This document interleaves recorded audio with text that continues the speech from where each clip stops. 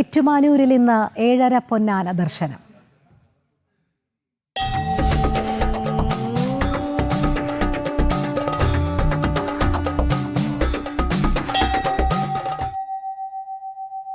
ഏറ്റുമാനൂരിലെ 7:30 പൊന്നാന ദർശനം കാത്ത് ഭക്തസഹസ്രങ്ങൾ. 12 മണിയോടെയാണ് പൊന്നാന ദർശനം. വലിയ ഭക്തജന തിരക്കിലാണ് ഭഗവാന്റെ സന്നിധി. ഇവരുമായി ക്ഷേത്രത്തിനും അരുൺ കൊടുങ്ങൂരും ഒപ്പം ശില്പിയും ചേരുകയാണ്. അരുൺ, ഭക്തിസാന്ദ്രം തന്നെയാണ് ഈ ക്ഷേത്ര സന്നിധി. എല്ലാവരും ഇങ്ങനെ കാത്തിരിക്കുകയാണ് അസുലഭമായ ഒരു പുണ്യദർശനത്തിന് വേണ്ടി. ചടങ്ങുകളുമായി ബന്ധപ്പെട്ട മറ്റു വിവരങ്ങൾ എന്തൊക്കെയാണ്?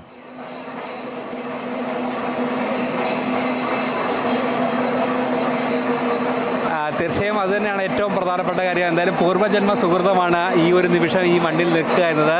ഏറ്റുമാനൂർ ക്ഷേത്രത്തെ സംബന്ധിച്ചോളം ഏറ്റവും ശ്രേഷ്ഠമായ, ഏറ്റവും പവിത്രമായ, ഏറ്റവും പുണ്യമായ ഒരു ദിവസമാണ് ഇത്. ആ ഒരു ദിവസത്തിൽ, 7:30 പൊന്നാന ദിവസത്തിൽ, 8ാം ഉത്സവ ദിനത്തിൽ ഇവിടേക്ക് എത്തുക എന്നത് ഒരു വലിയ ഭാഗ്യമായിട്ടാണ് ഭക്തരൊക്കെ കരുതുന്നത്. രാവിലെ മുതൽ പറഞ്ഞ ഭക്തരൊക്കെ തന്നെയും ഈ ഒരു നിമിഷം ഇവിടേക്ക് നിൽക്കുക എന്നുള്ള ഒരു വലിയ ലക്ഷ്യത്തോടെ വന്നാണ്. ആയുസ്സിൽ ഒരു ദിവസമെങ്കിലും വരേണ്ട ഒരു ചടങ്ങല്ലേ.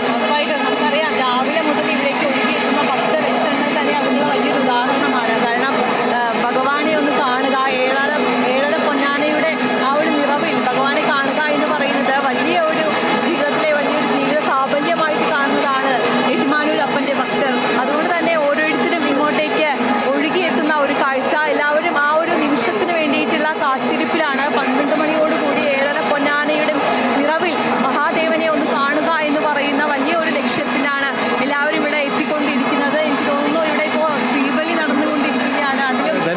വലിയൊരു ഭക്തജന തിരക്കിലേക്കാണ് ക്ഷേത്ര സന്നിധി ഒന്നാകെ പൊയ്ക്കൊണ്ടിരിക്കുന്നത്. എന്തായാലും വലിയ രീതിയിൽ പുലർച്ചെ ആരംഭിച്ച ആ ഒരു തിരക്ക് ഇപ്പോഴും പോവുകയാണ്. എന്തായാലും വലിയ രീതിയിലുള്ള ഒരു തിരക്കിൽ കൂടിയാണ് ഈ ക്ഷേത്ര സന്നിധി ഒന്നാകെ ഉണ്ട്. എന്തായാലും ഗോകുൽ കൂടി നമുക്കൊപ്പം ചേരുകയാണ്. എന്തായാലും ഏറ്റവും ശ്രേഷ്ഠമാണ്, ഏറ്റവും പവിത്രമാണ് ഈ 7:30 പൊന്നാന ദർശനത്തിലുള്ള പ്രൗഢമായ ഒരു ചടങ്ങിലേക്കാണ് ഈ ക്ഷേത്ര സന്നിധി ഒന്നാകെ പോകുന്നത് അല്ലേ?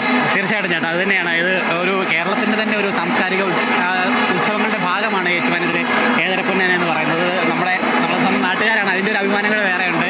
7:30 പൊന്നാന ശരിക്കും പറഞ്ഞാൽ കോട്ടയം എന്ന് പറയുന്നത് ശിവക്ഷേത്രങ്ങളെ കൊണ്ട് പ്രസിദ്ധമാണല്ലേ. ഇപ്പോൾ ഏറ്റുമാനൂർ ശിവക്ഷേത്രം, തിരുനക്കര ക്ഷേത്രം, വൈക്കം മഹാദേവ ക്ഷേത്രം, വാഴപ്പള്ളി മഹാദേവ ക്ഷേത്രം, കടുത്തുരുത്തി ഒരു തളി മഹാദേവ ക്ഷേത്രം, അങ്ങനെ പരശുരാമൻ സ്ഥാപിച്ച 108 ശിവക്ഷേത്രങ്ങളിൽ പ്രധാനപ്പെട്ട ഇത്രയും ശിവക്ഷേത്രങ്ങൾ കോട്ടയം ജില്ലയിലാണ് ഉൾപ്പെടുന്നത്. അതിലൊരു ശിവക്ഷേത്രമാണ് ഏറ്റുമാനൂർ മഹാദേവ ക്ഷേത്രം. അവിടെ നടക്കുന്ന ഒരു ഏറ്റവും സുപ്രധാനമായിട്ടുള്ള ചടങ്ങാണ് 7:30 പൊന്നാന എന്ന് പറയുന്നത്. ഇവിടെ മാത്രമുള്ള ഒരു ചടങ്ങ്, മറ്റാർക്കും അവകാശപ്പെടാനില്ലാത്ത, മറ്റൊരു ക്ഷേത്രത്തിനും ഇല്ലാത്ത ഏറ്റവും അപൂർവങ്ങളിൽ അപൂർവമായ ചടങ്ങല്ലേ. അതെ, ഏറ്റുമാനൂരിന് മാത്രം അവകാശപ്പെടാൻ സാധിക്കുന്ന ഏറ്റവും സുപ്രധാനമായിട്ടുള്ള ഒരു ചടങ്ങാണ്. അത് മാത്രമല്ല, അതിന് ചരിത്രപരമായിട്ടുള്ള പശ്ചാത്തലമുണ്ട്, ഐതിഹ്യമുണ്ട്, കഥകളുണ്ട്.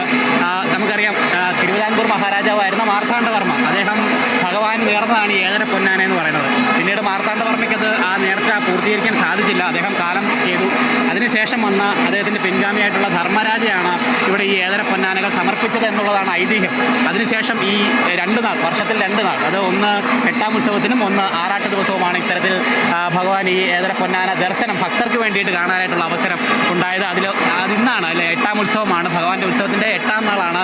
ഇന്നിപ്പോൾ രാത്രി 12 മണിയാകുമ്പോഴേക്കും 7:30 പൊന്നാനകൾ ക്ഷേത്രത്തിനുള്ളിൽ നിന്നും ഈ കാണുന്ന ആസ്ഥാന മന്ദിരത്തിലേക്ക് 7:30 പൊന്നാനകൾ എഴുന്നള്ളും. അതിന് 12 മണിക്കോടെയാണ് ദർശനം. എന്തായാലും അതിൻ്റെ തത്സമയ ദൃശ്യങ്ങളും ഇതോടൊപ്പം തന്നെ ഒരുപാട് ഐതിഹ്യങ്ങളുണ്ട്, ഒരുപാട് കഥകളുണ്ട്.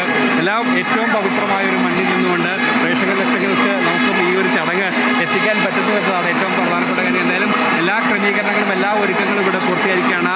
ഭക്തരെ കൊണ്ട് നിറഞ്ഞിരിക്കുകയാണ് ക്ഷേത്ര സന്നിധി ഒന്നാകെ. വലിയ രീതിയിലുള്ള ഒരു ഭക്തജന തിരക്കിലാണ് ക്ഷേത്രത്തിൽ ഒന്നാകെ. പുലർച്ചെ മുതൽ ആരംഭിച്ച ആ ഒരു തിരക്ക് ഇപ്പോഴും തുടരുക തന്നെയാണ് ചെയ്യുന്നത്. സുരേഷ്, അരുൺ, ശില്പ, ഗോകുൽ, എന്തായാലും ആ 7:30 പൊന്നാന സൗഭാഗ്യം തത്സമയം പ്രേക്ഷകരിലേക്ക് എത്തിക്കാൻ ടീം ജനം തയ്യാറായി കഴിഞ്ഞു. അതിൻ്റെ തത്സമയ വിവരങ്ങളാണ് നൽകിക്കൊണ്ടിരുന്നത്. എന്തായാലും ഭക്ത ലക്ഷങ്ങൾ തന്നെയാണ് അവിടേക്ക് ഒഴുകിയെത്തുന്നത്. ആ ദർശനം കാണുക എന്ന് പറയുന്നത് തന്നെ വലിയ പുണ്യം തന്നെയല്ലേ.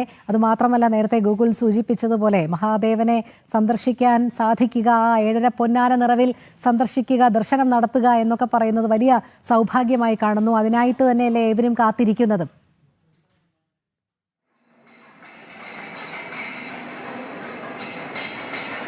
തീർച്ചയായും ഞാൻ നേരത്തെ സൂചിപ്പിച്ചിരുന്നു, ആയുസിലൊന്നെങ്കിലും ഇവിടേക്ക് വരിക, ഈ ഒരു പുണ്യഭൂമിയിലേക്ക് നിൽക്കുക എന്നുള്ളത് ഏറ്റവും പ്രധാനപ്പെട്ട കാര്യമാണ്. എന്തായാലും ഈ 7:30 പൊന്നാന ദർശനം അത് മറ്റൊരിടത്തും അവകാശപ്പെടാനില്ലാത്ത ഈ ഭഗവാന്റെ മുന്നിൽ മാത്രം, ഭഗവാന് ഈ ഏറ്റുമാനൂർ ക്ഷേത്രത്തിന് മാത്രം അവകാശപ്പെട്ടതാണ്. എന്തായാലും ഈ നാടൊന്നാകെ, കേരളത്തിൻ്റെ വിവിധ ഭാഗങ്ങളിൽ നിന്നും നിരവധി ഭക്തരാണ് ഇന്ന് ഈ ദിവസത്തേക്ക് ഇവിടേക്ക് എത്തുന്നതിൽ വലിയ രീതിയിലുള്ള ഒരു ജനസഞ്ചയമാണ് ഈ ക്ഷേത്ര സന്നിധിയിലേക്ക് ഇങ്ങനെ ഒഴുകിയെത്തുന്നത്. തീർച്ചയായിട്ടും രോഹിണി ചേച്ചി പറഞ്ഞതുപോലെ ഈ 7:30 പൊന്നാനയുടെ പ്രൗഢിയിൽ ഏറ്റുമാനൂരപ്പനെ കാണുക, അല്ലെങ്കിൽ ആസ്ഥാന മണ്ഡപത്തിലേക്ക് ഏറ്റുമാനൂരപ്പനും 7:30 പൊന്നാനകളും എഴുന്നള്ളുന്നത് കാണുക എന്ന് പറയുന്നത് നമ്മളെയൊക്കെ സംബന്ധിച്ചിടത്തോളം വലിയ ഭാഗ്യമാണ്. അത് നമ്മുടെ പ്രേക്ഷകരിലേക്ക് എത്തിക്കാൻ സാധിച്ചു എന്നുള്ളത് അത്രയും മനോഹരമായിട്ട്, അല്ലെങ്കിൽ അത്രയും വലിയൊരു ഭാഗ്യമായിട്ട് തന്നെയാണ് നമ്മൾ കാണുന്നത്. എന്തായാലും ആ ഒരു നിമിഷത്തിന് വേണ്ടിയിട്ടുള്ള കാത്തിരിപ്പ്, അത് എനിക്ക് തോന്നുന്നു ഏറെ ഭക്തിയോട് കൂടിയിട്ടും ഏറെ ഒരു വൈകാരികമായിട്ടുള്ളൊരു കാത്തിരിപ്പ് തന്നെയാണ്. കാരണം അത്രയും പ്രൗഢിയോടെ മഹാദേവനെ കാണാൻ സാധിക്കുക, അല്ലെങ്കിൽ അത്രയും എനിക്ക് ഓരോ ഭക്തരുടെ മനസ്സിലും അത്രത്തോളം നിർവൃതി ഉണ്ടാക്കുന്ന ഒരു നിമിഷമാണ്. ആ നിമിഷത്തിൽ എനിക്കൊരു വർഷത്തിലൊരിക്കൽ മാത്രമാണ് മഹാദേവനെ ഈ 7:30 പൊന്നാനയുടെ നിറവിൽ നമുക്ക് കാണാൻ സാധിക്കുന്നത്. അപ്പോൾ ആ ദൃശ്യത്തിന് സാക്ഷിയാകാൻ പറ്റുക, ജീവിതത്തിലൊരിക്കലെങ്കിലും അത് കണ്ടിരിക്കണം എന്നുള്ളത് തന്നെയാണ് എല്ലാ ഭക്തരും ആഗ്രഹിക്കുന്നത് എന്നുള്ളതാണ്. എന്തായാലും നമ്മൾ രാവിലെ വന്ന സമയത്തുണ്ടായിരുന്നു തിരക്ക്, ഇപ്പോഴുണ്ടായി തിരക്ക്. എന്തായാലും മണിക്കൂറുകൾക്ക് മുമ്പേ ഈ ക്ഷേത്ര സന്നിധി, ഏറ്റവും വിശാലമായ ഒരു ചുറ്റുമതിൽ, അതോടൊപ്പം തന്നെ വലിയ ഇടമുള്ള ഒരു സ്ഥലം കൂടിയാണ് ഈ ക്ഷേത്ര സന്നിധി. പക്ഷേ ക്ഷേത്രത്തിനുള്ളിലേക്ക് കയറാൻ പോലും പറ്റാത്ത അത്ര തിരക്കിലേക്ക് ഇവിടെ ഒന്നാകെ മാറിയിരിക്കുകയാണ്. അത്ര വലിയ തിരക്കിലേക്ക് 9 ഗജവീരന്മാരുടെ അകമ്പടിയിൽ എഴുന്നള്ളിപ്പ് നടക്കുകയാണ്. പുറത്ത് മഹാദേവൻ എഴുന്നള്ളുന്നത് കാണുമ്പോൾ തന്നെ നമുക്കറിയാം ആ ഒരു 8 ആനകളുടെ അകമ്പടിയോടുകൂടി ചിറക്കൽ കാളിദാസനാണ് ഭഗവാന്റെ തിടമ്പേറ്റിക്കൊണ്ട് ശ്രീബലിയുടെ ഭാഗമായി നിൽക്കുന്നത്. രാവിലെയും നമ്മൾ ഇതേ കാഴ്ച കണ്ടതാണ്. ഇപ്പോഴും ഇത് കാണുമ്പോൾ നമ്മുടെ മനസ്സ് നിറയുകയാണ്. ഓരോ നിമിഷവും ഓരോ ഭക്തരെ സംബന്ധിച്ചിടത്തോളം അഘോരമൂർത്തിയായിട്ടുള്ള മഹാദേവന്റെ ഭാവമാണ്. അപ്പോൾ അത് അത്രത്തോളം ഉള്ളിലേക്ക് ആവാഹിച്ചുകൊണ്ടുള്ള ഓരോ നിമിഷങ്ങളാണ് ജീവിതത്തിൽ കടന്നുപോയിക്കൊണ്ടിരിക്കുന്നത് എന്നുള്ളത് കൂടിയാണ്. തീർച്ചയായും അത് തന്നെയാണ്. എന്തായാലും ആ വലിയ രീതിയിലുള്ള ഒരു ഭക്തജന തിരക്കിന് നിലവിൽ നേരത്തെ ഇപ്പോൾ സൂചിപ്പിച്ചുകൊണ്ട് നമ്മളെപ്പോഴും വൈകാരികമായി പോകുന്നു, വാക്കുകൾ വിവരിക്കാൻ പറ്റാത്തൊരവസ്ഥയിലേക്കൊക്കെ തന്നെ പോകുന്നു ക്ഷേത്ര സന്നിധിയിലേക്ക് എത്തണം. കാരണം അത്ര വലിയ ഒരു തിരക്ക്, അത്ര വലിയ ഓരോ ആളുകളും ഈ ഭക്തർ എല്ലാം തന്നെ എത്തുന്ന ഒരിടം. എന്തായാലും ആ ശ്രീബലി വലത്തു വെക്കുകയാണ്. ആ ദൃശ്യങ്ങളിലേക്കൊക്കെ തന്നെ നമ്മൾ പോവുകയാണ്. എന്തായാലും വലിയ രീതിയിലുള്ള ഒരു ഭക്തജന തിരക്കിൽ തന്നെയാണ് ക്ഷേത്ര സന്നിധി ഒന്നാക്കിയുള്ളത്.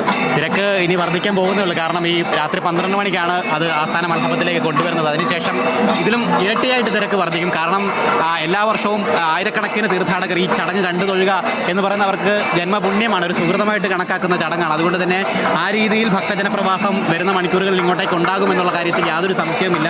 ഈ ദിവസങ്ങൾക്ക് മുൻപേ തന്നെ ഈ ചടങ്ങ് കണ്ടു തൊഴുന്നതിന് വേണ്ടിയിട്ട് ക്ഷേത്രത്തിലെത്തി ഇവിടെ താമസമാക്കുന്ന തീർത്ഥാടകരുണ്ട്. അത് കോട്ടയത്ത് നിന്ന് മാത്രമല്ല, പുറത്തു നിന്നടക്കം ധാരാളമായിട്ട് തീർത്ഥാടകരെത്തുന്നു. അവരെ സംബന്ധിച്ചിടത്തോളം അവരുടെ ജീവിതത്തിലെ ഏറ്റവും ഒരു പുണ്യമാണ്, ജന്മസുഹൃതമാണ് ഈ 7:30 പൊന്നാന കണ്ടു തൊഴുക എന്ന് പറയുന്നത്. അതിനു വേണ്ടിയിട്ട് എന്തായാലും വരുന്ന മണിക്കൂറുകളിൽ ആ തിരക്ക് വർദ്ധിക്കുന്നതിനുള്ള സംശയമില്ല. ഈ തിരക്ക് നിയന്ത്രിക്കുന്നതിനും അതിൻ്റെ സുരക്ഷയുടെ ഭാഗമായിട്ടുമൊക്കെ കൃത്യമായിട്ട് ക്രമീകരണങ്ങൾ ഒരുക്കിയിട്ടുണ്ട്. പോലീസിൻ്റെയൊക്കെ സുരക്ഷാ സംവിധാനം ഇവിടെ കൃത്യമായിട്ടുണ്ട്. ആ രീതിയിൽ തന്നെയാണ് കാര്യങ്ങളൊക്കെ മുന്നോട്ട് പോയിക്കൊണ്ടിരിക്കുന്നത്. എന്തായാലും ആ മനോഹരമായ തത്സമയ ദൃശ്യങ്ങളിലേക്ക് പോകാം.